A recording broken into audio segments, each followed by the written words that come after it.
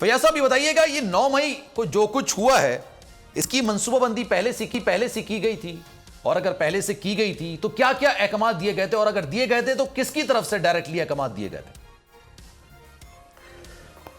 یار یہ ساری چیزیں بار بار ریپلیکیٹ ہو کے ساری طے ہو چکی ہیں.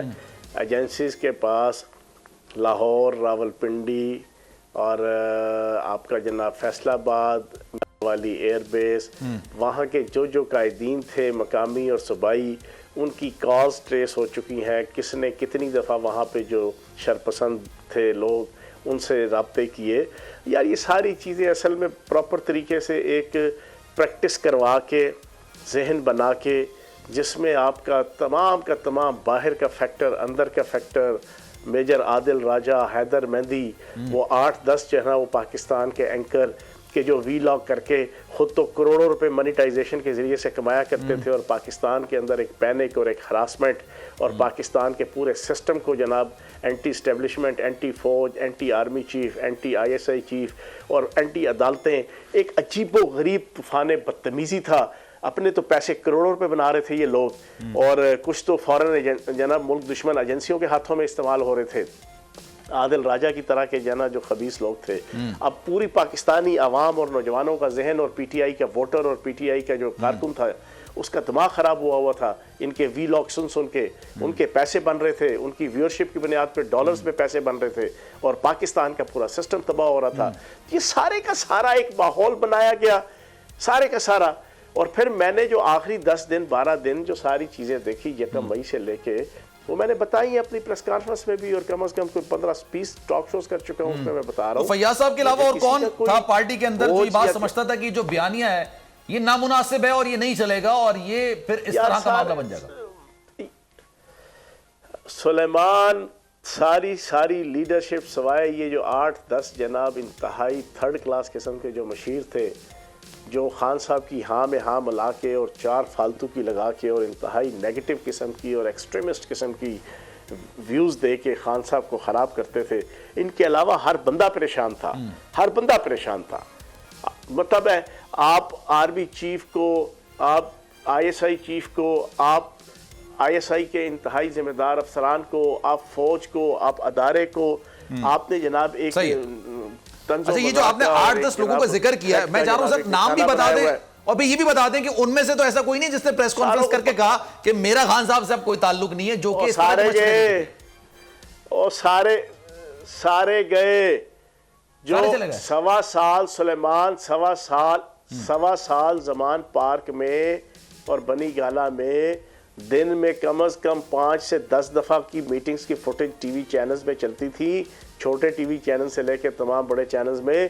اور وہی جو 8-10 تھوپڑے تھے جو ہر نظر آتے تھے اور جو ہر وقت خان صاحب کو مشورہ دیتے تھے، خان صاحب کے کہنے پہ پھر 1-2 حد سے زیادہ بدزبانی بھی کیا کرتے تھے فوج کے خلاف اور ادارے کے خلاف، وہ سارے کے سارے چھوڑ گئے. مسرت چیمہ چھوڑ گئی، شیریں مزاری چھوڑ گئی، فواد چودھری چھوڑ گیا، جمشید چیمہ چھوڑ گیا، سارے چھوڑ گئے. یہاں پر تو اسد عمر صاحب کا اور شاہ محمود قریشی صاحب جیسا تجربے کار ڈیسنٹ فرد کی تو کوئی ویلیو نہیں تھی. ویلیو فواد چودھری کی تھی، ویلیو مسرت چیمہ کی تھی، ویلیو جناب آپ کے مراد سعید کی تھی، ویلیو آپ کے عالیہ حمزہ کی تھی. یہ وہ لوگ تھے کہ جو خان کو پتا تھا، فیاض چوہان نے 16 سال میں ان کے ساتھ رہا، انہیں پتا تھا کہ یہ صاحب الرائے آدمی ہے، اس نے ہمیشہ رائے اپنی سوچ کے مطابق دینی ہے جو وہ سمجھے گا کہ یہ ملک اور قوم اور پارٹی کے لیے اور خان کے لیے ٹھیک ہے. انہوں نے 1 سال جب میں نے ان کو میسج بھیجا، اس کے بعد بالکل کور کمیٹی سے بھی فارغ، کم از کم 8 سے 10 کور کمیٹی کی میٹنگ ہوئی ہے پچھلے 1 سال میں، فارغ. ہمیں تو کوئی لینا دینا ہی کوئی. چلیں آخری سوال فیاض صاحب، مستقبل میں کیا کرنا ہے سر؟ فیوچر میں کہاں جانا ہے؟ کہیں جانے کا ارادہ ہے؟ بھائی جان پاکستان کی تعمیر و ترقی کی سیاست کرنی ہے. میں نے اللہ پاک کے کرم سے جیل خانہ جات کے اندر 1.25 سال کی جو پرفارمنس دی ہے، پاکستان کی ہسٹری میں کبھی پنجاب اور کسی صوبے میں کسی جیل خانہ جات کے منسٹر نے 5 سال میں وہ نہیں دی. اس کی گواہی لینی ہے تو رحیم یار خان سے لے کے اٹک تک کسی جیل کے قیدی اور ملازم اور افسر کے پاس چلے گئے. درست ہو گیا نا؟ میں یہ پوچھنا چاہ رہا ہوں کسی جماعت میں جا رہا ہے یا پھر جہانگیر ترین؟ سنو تو صحیح نا یار، سر بتا سن تو لو نا یار، دوسرا گیس بھی ہے نا ایک تو یار آپ بھی ذرا سن لے نا تسلی سے. تو جناب پوری صلاحیت کے ساتھ ملک اور قوم کی خدمت کرنی ہے، اور جن لوگوں کے خلاف اپنی زندگی کے 44 سال سیاست کی ہے تھوکا نہیں چاٹیں گے انشاءاللہ. ٹھیک ہے چلیں، تھینک یو سو مچ سر، بہت شکریہ. انتظار تھا نا، چلو اس بار وہ کرتے ہیں جو اس سے پہلے کیا ہی نہیں. قسمت کی آنکھوں میں آنکھیں ڈال کے جیتنا ہوگا. سب میں ہے شیر جیسی لہر، ذرہ ذرہ بھی ہر کنٹیسٹنٹ کو لگے گا پہاڑ. لڑکھڑانا نہیں ہے، کھول دو اپنے پنکھ اگر آسمان چھونا ہے. ابے لگ رہا ہے یہ سب پہلے بھی کہیں سنا ہے.